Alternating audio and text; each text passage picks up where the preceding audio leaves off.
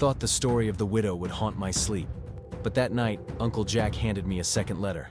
It wasn't written in ink, and the map inside felt warm to the touch. He didn't say a word, just poked the fire like he was stalling for time. Then, with that same look from before, half warning, half invitation, he spoke. That mark right there, that ain't no trail, kid. That's a wound. A scar carved straight into the skin of the world. I knew the name. Wren Delancy, cartographer. Stubborn as a mule and sharp as a tack. Folks said he could map fog if he put his mind to it. He wandered out this way back when even the trees kept their faces hidden. Wanted to chart an old path, older than railroads, older than men with names. But that trail he set out to map, well, that trail didn't take kindly to being found. His letter, it was the last thing they ever got from him, came stuffed in a canvas sack alongside that piece of map you're holding now, and the eyes that read it. They were never quite the same. August 12th, 1871. Dusk, along the western ridge of Dry Creek. The ground here is damp, thick. The pines press in on each other like they're trying to hide something behind their trunks. There's moisture in the air, but no rain. The sky hangs, heavy, choked by a pale fog that never seems to drift. The soil sinks beneath my boots like raw flesh. There's a metallic scent, tangled with the stench of sap and rot. Insects, too many of them, circle my face, buzzing, never landing. This land, it's old, too old to take kindly to new names. Even the wind here feels like it, remembers things it would rather forget. I made camp near an unmarked fork in the path, where moss grows on only one side of the trees, and the silence gets heavier the longer you sit with it. No coyotes, no owls, none of the usual music of the wild. Just a snap, now and then, like someone stepped on the wrong branch and stayed very still. That's when I decided to start the map. My name is Wren Delancy. I've been a cartographer for 22 years, trained under Norwood Avery in Chicago, mapped railroads, river bends, wagon roads, newborn towns, and dirt trails across 3 different states. I'm known for precision. I don't trust oral tales or frontier folklore. My compass is my guide. My faith lies in angles. My craft is to record, not to interpret. This assignment came from a retired colonel who purchased land west of Dry Creek. He wanted every pass, every cut through the valley to the mountain edge, logged and mapped. Spoke of lost trails, used by native hunters, gold miners, even Spanish priests. I took the job, as I always do, with the pride of a man who tames chaos with straight lines and coordinates.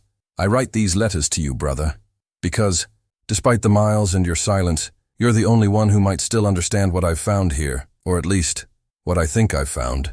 My hands are shaking more than they should. Maybe it's just exhaustion, or maybe it's what my eyes have seen, and my mind can't quite hold. On the 3rd day, I found a trail not listed on any record. It was just there, clear as the midday sun, a narrow opening between low shrubs, the ground packed and dry with recent signs of passage, not from wheels, not from horses, just footprints. Human, barefoot. I followed it for half a mile, marking every turn, every rise in the land. The trees around it stood too still, as if someone had placed them, intentionally. Each trunk carved with 3 horizontal cuts, always on the same side, like a sign or a warning. I returned to my camp by nightfall, sketched the path onto the map based on notes and coordinates. Everything aligned, everything made sense. But the next morning, when I reviewed the map, the trail had changed. The route I'd mapped with such care no longer led to the same place. The bend near the rock face, gone, replaced with a straight line. My own map contradicted me. I checked the instruments. No errors. I retraced my steps. What I found was something else. A path that looked familiar, but wasn't. Like the land had rearranged itself while I slept. That's when I heard the first whisper. I don't know where it came from. It sounded like wind, but also like a name. My name. I walked the trail again the next day, and the next, and the next. Each time, it was different. Not drastically, but subtly, like it was breathing, shifting, alive. A new bend. A fallen tree that wasn't there before. The sunlight filtering through the branches differently. My compass lost its bearing, literally. The needle spun slowly in circles, as if drugged. The markers I left, ribbons, carvings on bark, vanished. Some reappeared, but in the wrong places. I began to feel watched, not by an animal, by something aware. There were moments when the silence was so complete, the crunch of a leaf could stop my heart, and then other times, the noise was overwhelming, muffled sounds, like someone whispering, beneath the earth. Eventually, I found a clearing, small, encircled by stones. At its center, a blackened stump, moss-covered, etched with markings I didn't recognize. They looked like symbols, but not in any language I know. On my way back, I passed a cabin, half buried in brush. It looked abandoned for decades, but on the doorframe, a fresh branch, tied with leather cord. Inside, a ceramic jar, dried red ink pooled at the bottom, and a stack of yellowed papers, sketches of maps. Maps eerily similar to mine, all signed H. Mathers. It was at that cabin I found the old man, eyes unblinking, skin dark and ridged like oiled bark. He looked at me like he already knew my name. You followed it, didn't you?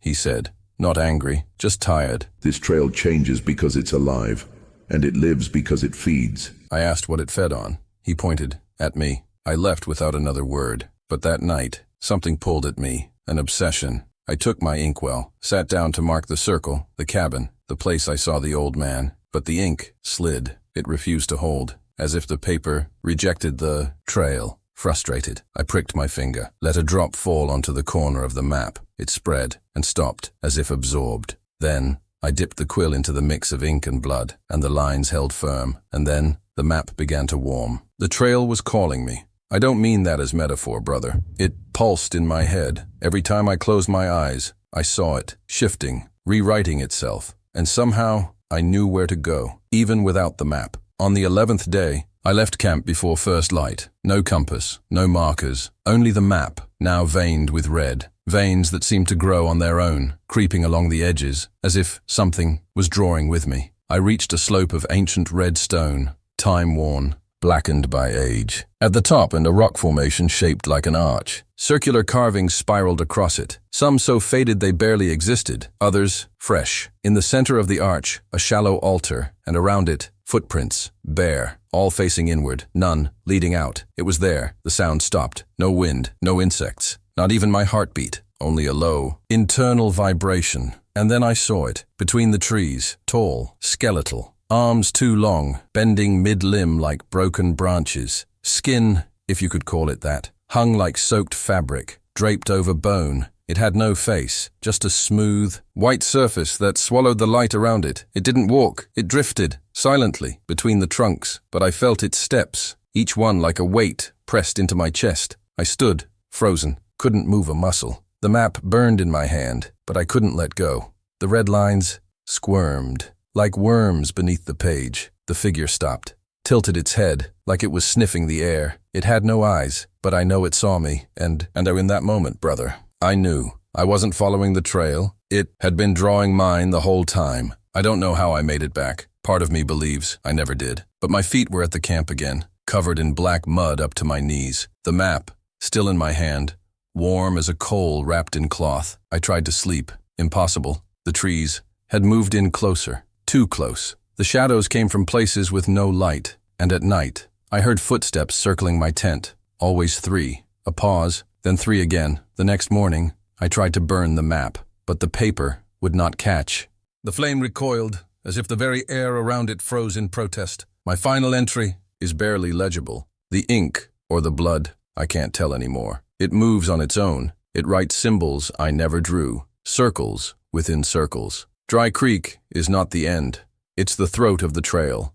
If someone finds this letter, or the map, burn it, bury it, or better yet, forget. If you try to follow the trail, it will follow you, and with every step, it will carve your path into your flesh. Wren Delancy, stubborn as a blind mule in a lightning storm, but deep down, just another man trying to lay ruler over something that demanded reverence. Some trails, boy, they're so old, they've forgotten who made 'em, and in forgetting, they became something else, something that moves, that feels, that marks those who dare to measure. That letter you got there, it ain't just a warning, it's a scar, written in heat and madness. Dry Creek looks dry on the outside, but underneath, there's still things running through it, things that listen and wait. Hold on. Are you seriously telling me this map changed itself? That the guy had to use blood just to chart a trail that literally moved? And this map right here, it's warm. It's hotter now than when I found it. Is that normal, Jack? What kind of ink does that? And Wren, did he vanish? Did anyone look for him? How did this map end up in your hands? You ask too many questions, boy. Some trails, they don't like to be remembered, and others, they hate to be forgotten. Feel that heat? That's the map calling. But it ain't asking you to follow. It's letting it know where you are. Dry. Creek, just a name on paper, but underneath there's a vein, and veins, they pulse. But what if someone tried today? With GPS, drones, whatever. What would they find? If they find it, it's because the trail wanted to be found, and if it did, there's no coming back. That night, I couldn't sleep. The map pulsed like a heartbeat beneath my bedroll, and in my dreams, I saw a man with no eyes, no shadow, standing at the edge of town, holding a letter. The trail always knows where it leads, boy. Sometimes it leads right through you.